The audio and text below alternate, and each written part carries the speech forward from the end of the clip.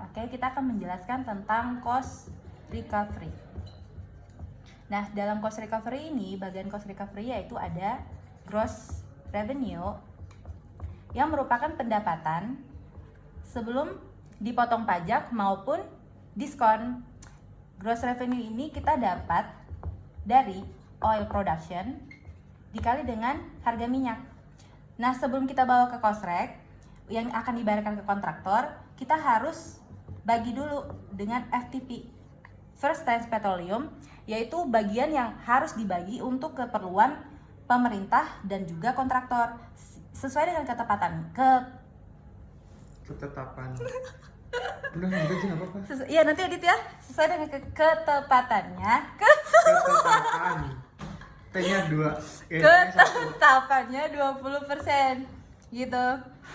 Maka kita dapat nilai FTP itu dari gross revenue. Aduh, aku udah capek ketawa. Gak apa ntar di crop. Aduh, gross revenue dikali dengan 20%. Dari nilai FTP ini kita bisa dapat nih nilai FTP kontraktor dengan nilai FTP government. Sebelumnya kita udah tahu pre-tax splitnya government dan kontraktor tuh berapa. Kita udah dapat dari 0,15 dibagi dengan 1 kurang tax rate. Tax rate-nya itu sesuai ketentuannya kan 40%. Maka kita udah dapat pre-tax untuk government-nya 75% dan untuk kontraktornya yaitu 25%. Maka kita langsung kalikan aja FTP dikali dengan untuk kontraktornya 25%, ya untuk government dikali dengan 75%. Setelah itu kita hitung dulu gross revenue available yang akan dibayarkan ke cost rec yang didapat dari FTP dikurangi dengan gross revenue. Terus kita hitung cost oil. Nah, cost oil ini itu adalah bagian yang disisihkan dari pendapatan kita untuk menutupi biaya-biaya yang sudah dikeluarkan oleh perusahaan di awal untuk eksplorasi maupun operasional. Nah, komposisi cost oil ini untuk kita mencari cost pool. Cost pool kita dapat dari mana? Cost pool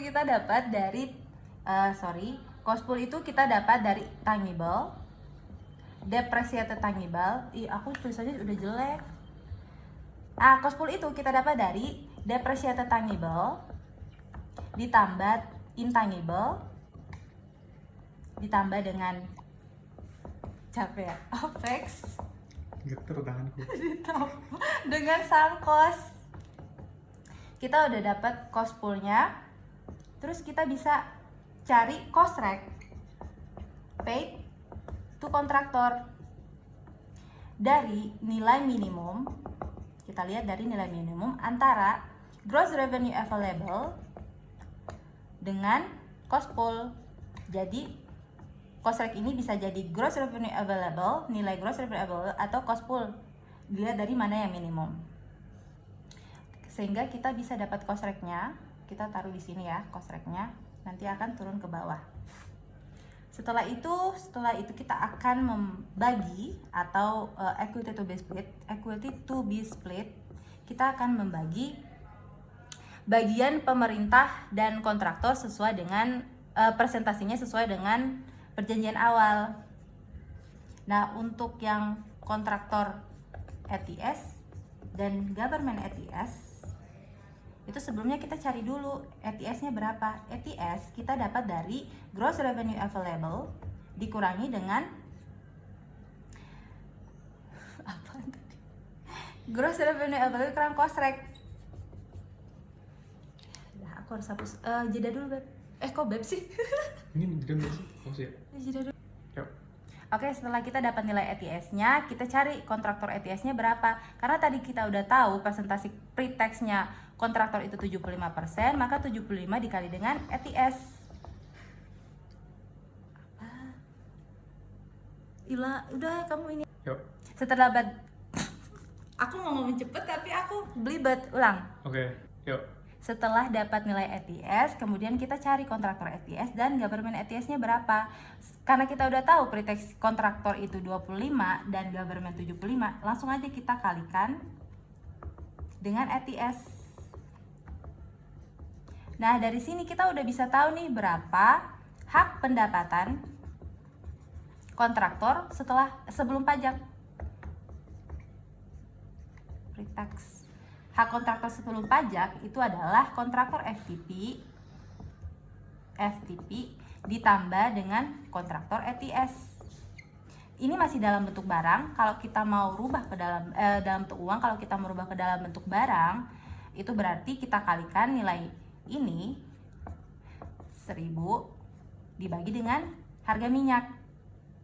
Begitu juga dengan hak pendapatan government.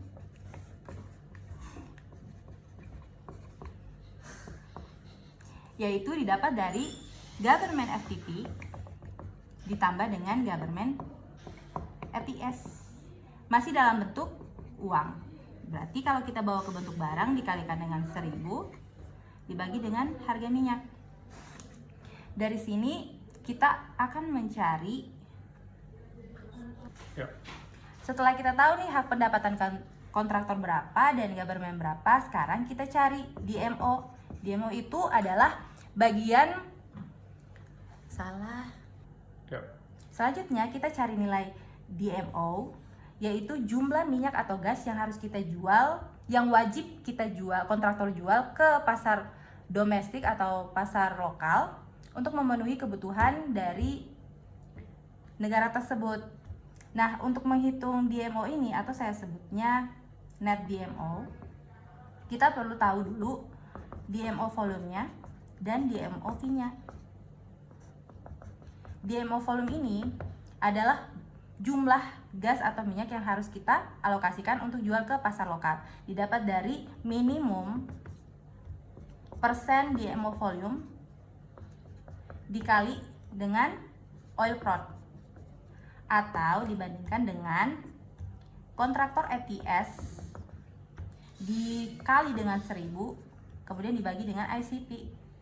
Nah, untuk DMO fee ini kita mau tahu berapa sih tarif yang harus dikeluarkan untuk dibayarkan kalau misalnya kita tidak memenuhi DMO volume tadi. Didapat dari persen DMO fee dikali dengan harga minyak.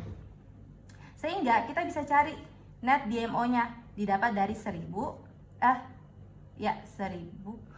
benar kan? 1000 dibagi dengan DMO volume dikali dengan ICP dikurang DMO fee.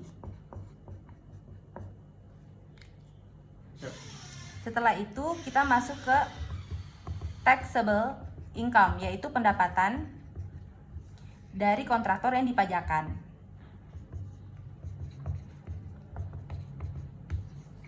Nah, untuk mendapatkan taxable income ini ada 3 item, yaitu kontraktor FTP ditambah dengan kontraktor ETS dikurang dengan net DMO pengeluaran tadi.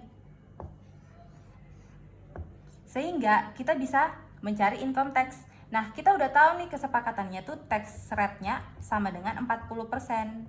Maka kita kalikan taxable income-nya dikali dengan 40%. Ini saya sebut juga sebagai tax to pay to government.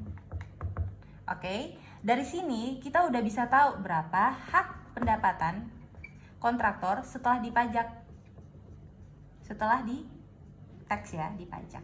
Itu adalah taxable income dikali dengan income tax. Ini masih dalam bentuk uang.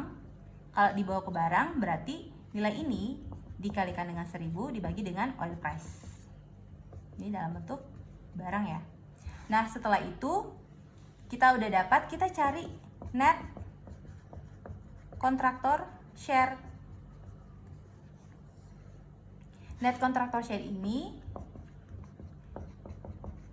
kita cari pengeluarannya, pendapatannya, pengeluarannya, dan tax to pay tadi. Untuk kita hitung net cash flow. Nah, net cash flow-nya itu kita dapat dari revenue dikurangi dengan revenue kan pendapatan dikurangi dengan pengeluarannya yaitu expense ditambah dengan tax to pay. Setelah kita dapat revenue, kita bisa cari nilai NPV. Nilai NPV ini didapat dari total arus kas dibagi dengan 1 dikurangi dengan tingkat discounted rate yaitu 10% dikurangi dengan investasi awal. Kemudian kita cari juga nilai IRR dengan rumus di NPV itu sama dengan 0, dimana tingkat pengembaliannya itu kita harapkan NPV sama dengan 0. Nah, untuk mencari P of time itu kita tahu dulu nilai kumulatif dari NCF dari Excel.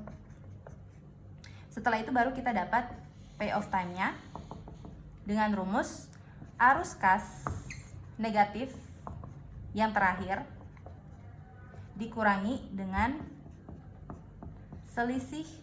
dikurangi dengan sisa investasi dibagi dengan arus kas tahun berikutnya. Setelah itu kita udah bisa tahu nih berapa sih government tax-nya. Government tax itu kita dapat dari government. Oke, sekarang kita dapatkan pendapatan kontraktor bersihnya itu didapat dari kontraktor FTP ditambah dengan kontraktor ETS dikurangi dengan net DMO dikurang dengan tax to pay. Ini setelah kita dapat kontraktor tax, kita hitung government tax-nya. Government tax-nya itu pendapatan pemerintah didapat dari government FTP ditambah government ETS tambah dengan tax to pay ya, net DMO dan tax to pay. Ya, tax to pay.